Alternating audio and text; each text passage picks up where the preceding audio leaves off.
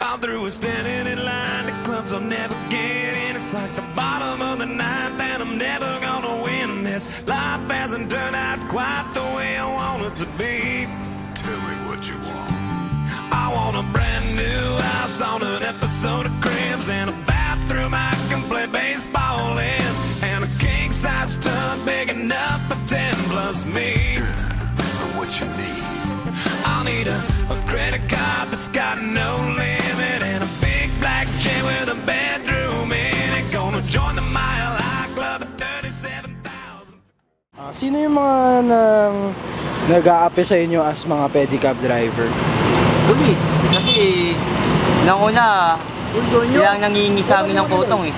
Pila kami. Sila nangingi sa amin ng kotong. Pag hindi kami nakapagbigay, huliin kami. Bakit kayo inuhuli? Para saan daw? Dahil sa sa tara, sabihin nila bawal kami dito. Pero ang dahilan nun talaga, hindi lang kami naglagay sa kanila.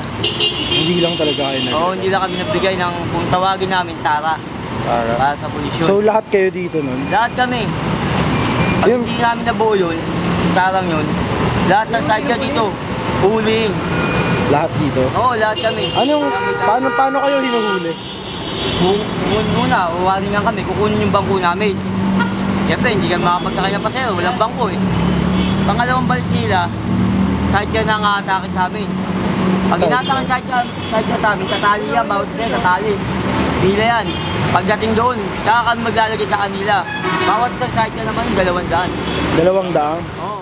May mga tao ba na parang iba yung tingin rin sa inyo pagdating sa parang mga ibang estudyante o kaya... Meron naman kasi mga ibang estudyante na kala nila, pagkadaan sila dito, may hawak silang cellphone, tatago pa nila. Para akala nila kami ang nangaano. Eh, kami nga ang nanghahabol ng mga snatcher eh. Kasi pag hindi namin nahabol yung mga snatcher na yan, hindi namin mahuli yan, kami ang puputukan. Sabihin, kami, kasama kami sa mga ganyan. Sasabihin ng mga pulis yun? Oo. Ganun. Pero alam ng agent yan. Marami kasing agent na nasa dito eh. Hindi naman ang namin tumutulong. Pag hinuhuli kayo, naglalaban ba kayo minsan sa mga pulis o hindi? Hindi na, pag lumabang kami, may palo kami. Palo? May punyan kami. May palo kayo? Oo. Papatukan kami. Pero pa kayo eh. Kahit pa paano, meron kayong ginagawang panglaban para sa sarili nyo? Wala eh, wala kami panlaban eh. Anong gagawin namin? Sabihin nila, sa pedicab lang kami. Kaya takot pa kami. Kaya takot pa kayo? Oo. Bibigyan kami violation. Bigyan sa amin, nakasuwang kami. Nakasuwang kami. Nakasuwang kami niya, sabihin sa amin. Dadala kami niya ng sukwena. Sukwena kami. Atin na namin niya sa sityo yan. Pag hindi namin natinan yan, may kaso kami, hindi kami makakuha ng NBI.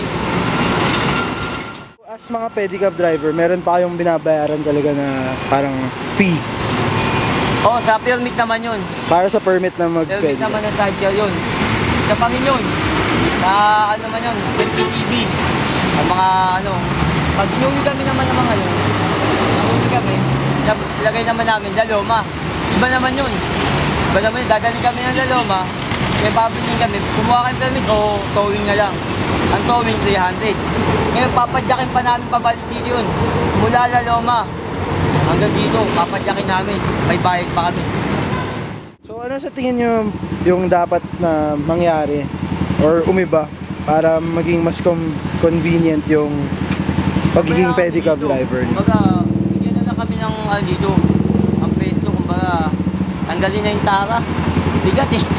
Kasi pag nagkamali kami, hindi kami talaga hindi talaga, wala kami magagawa, kundi tumakbo na lang, hindi kami magbigay. Anong gagawin namin? Magbibigay na lang. Ay na lang ang namin, lang to. Dati pa naman kami nandito eh. Kung may masasabi ka para sa inyo, sa gobyerno, ano yung sasabihin mo? Para sa yung sasabihin or sa mga taong nag-aapi sa inyo? Nag-aapi sa amin, kung ano masasabi lang sa kanila. Sana pag-uwi na nila sarili nila.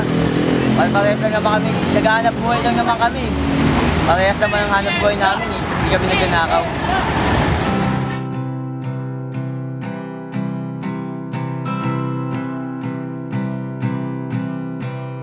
Won't you be good to yourself And don't you feel like coming home?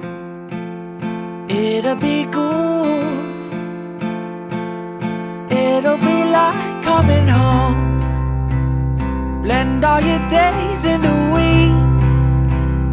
Keep all your thoughts to yourself.